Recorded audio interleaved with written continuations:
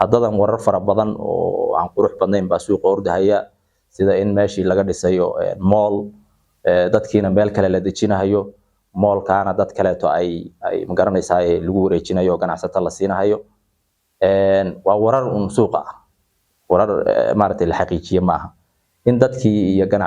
ganacsatadii iyo dawladdu ay kulmeen oo meel kale maartay la yiri waa la idin dejinaya oo diideen in dadkii ay dhaheen anaga waxa naga dhisanayna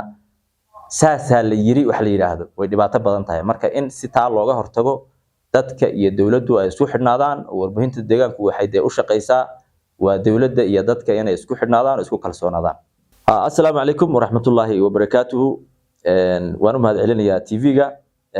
waxaan rabaa halkan inaan ka soo jeediyo talooyin ku saabsan dabkii ka kacay magaalada Jigjiga halaagay suuqii Taiwan-ka cusbaa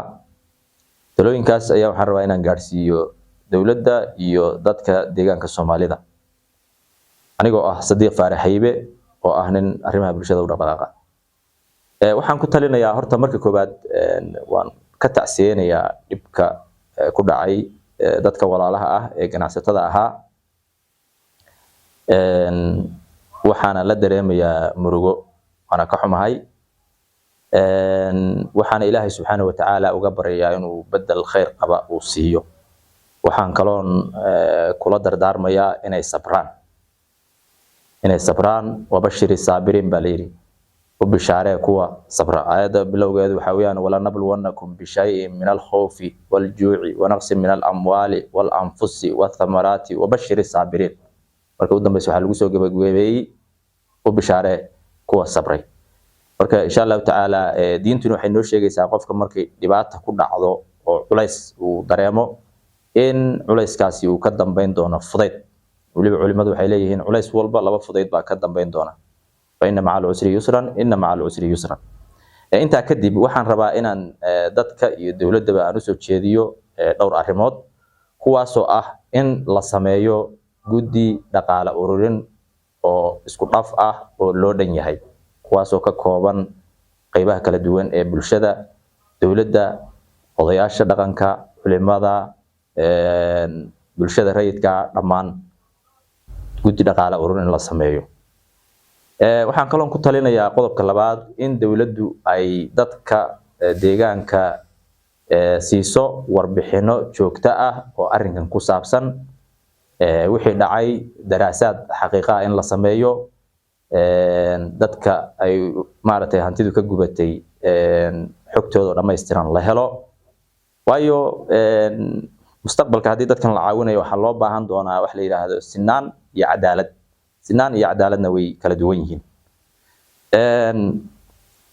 sinaantu waa in dadka wax la wada gaarsiiyo cadaaladuna waa in qof walba wixii uu ma garanaysaa xaq u lahaa la siiyo sababtoo ah qofka hal dukaan uu ka gubtay iyo qofka 10 dukaan ama 14 dukaan ay ka gubatay isku si looma caawin karo marka waxaan ka wadaa cadaaladu waa in sidii wax loo kala lahaa la ogaado arrintaas waa muhiim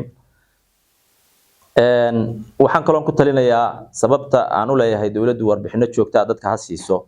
waa in wararka ku tirikutaanka ah ee baraha bulshada iyo suuqa ordahaya laga hortago oo dadku xog dhab ah ay helaan arrinka isaga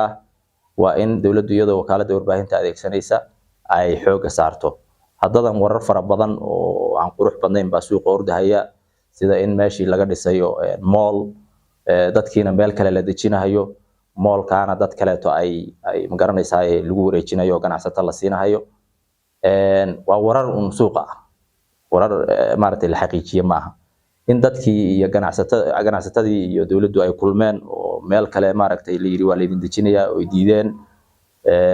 in dadkii ay dhaheen anaga waxa naga dhisanayna saasa la yiri wax la yiraahdo way dhibaato badan tahay marka in si taa looga hortago dadka iyo dawladdu ay isku xidhnaadaan warbaahinta deegaanku waxay u shaqeysaa waa dawladda iyo dadka inay isku xidhnaadaan isku kalsoonaadaan qodobka saddexaad waxaan ku talinayaa in TV-ga dawladda ee SRTV laga sameeyo dhaqaale ururin kaasoo culimadu ay sameynayaan stuudiyaha la fadhiisanayo oo qof walba wixii uu la bixi karo halka laga ururinayo iyadoo akoonadii iyo la soo qorayo barnaamijkaana inay culimadu ay hormuud ka noqdaan oo maartay ay ka shaqeeyaan waxaan kaloon ku talinayaa in la sameeyo akoono kooban kuwaas oo TV-ga iyo baraha bulshada iyo Facebook iyo meel walba lagu qorahayo si dad badan oo wanaagsan oo wax la bixi lahaa ay waxay la baxayaan ay gacan sax ah ay ugu dhacdo iyadana ku talinayaa. waxaan kaloon ku talinayaa in lambarka afraad in shacabka la wacyi geliyo isla markaana lagu baraarujiyo in walaalahooda dhibku ay gaadhay la kaalmeeyo oo wax lala baxo. taasna waxaan magaranaysaa codsan lahaa inay ka qayb qaataan dhalinyarada deegaanka iyagoo suuqa wareegahaya oo mikrofoono wata iyo sidoo kale in masaajidda culimadu ay maaragtay ka shaqeeyaan. waxa kale oo aan ku talin lahaa in la muujiyo wax la yiraahdo midnimo xilligan oo kaleeto markay musiibo jirto ma aha xilligii isxaxagashada ama maaragtay siyaasadda laga hadli lahaa. arrintan oo kaleeto marka laga shaqeynayo mucaarad iyo muxaafid wax la yiraahdo ma jiro. dadka deegaanka oo dhan inay dadkaas intay gacmaha isqabsadaan in la caawiyo oo la garab istaago oo totally wax siyaasada aan laga hadlin isla markaana musiibadan nagu dhacday aan la siyaasadaynin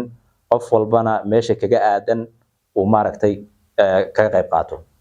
qodobka 8aad ee u dambeeya waxaan ku talinayaa qof walba oo wax bixin kara ilaahay oo 1,000 riyaal ahaatee in maaragtay uu ka qayb qaato